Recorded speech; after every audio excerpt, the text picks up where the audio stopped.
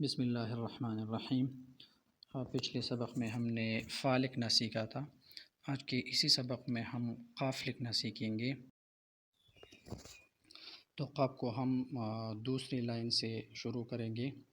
تو یہ دوسری لائن جو نظر آتی ہے اس سے 1.5 قد نیچے ہم ایک نشان لگائیں گے اور 1.5 قد نیچے سے قاف لکھنا شروع کریں گے۔ سب سے پہلے اس کا پہلا حصہ بنائیں گے اور اس کے لیے ہم نے یہ نقطہ مدورہ بنایا، اور نقطہ مدورہ کے بعد ہم اس کا اوپر والا حصہ کھینچ کر نیچے کرسی کی لائن تک اسے لے آئیں گے۔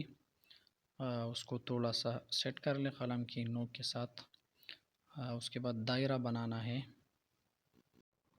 قاف کا دائرہ بھی سین کی طرح 3.25 قد میں لکھا جاتا ہے۔ تو دائرہ بنانے سے پہلے ہم نے 3.25 قد کی پیمائش لے لی، جس طرح ہم نے سین اور شین میں دائرہ بنایا تھا، بالکل اسی طرح دائرہ ہم قاف میں بنائیں گے۔ تو پہلے قلم ترچا رکھے اور نیچے لائن تک اسے کھینچے۔ لائن تک پہنچنے کے بعد قلم کو تھوڑا سا روٹیٹ کر لے اور اوپر کرسی کی لائن تک لے جائے، اور کرسی کی لائن سے بھی اوپر جاتے ہوئے 1 قد نیچے دوسری لائن سے 1 قد نیچے ہم نے ختم کرنا ہے۔ اب قاف کے سر سے لے کر یہاں تک کا فاصلہ 2 قد رہ جاتا ہے۔ اب قاف کے نقطے ہم نے قاف کے سر کے اوپر بالکل سینٹر پر لگانے ہیں۔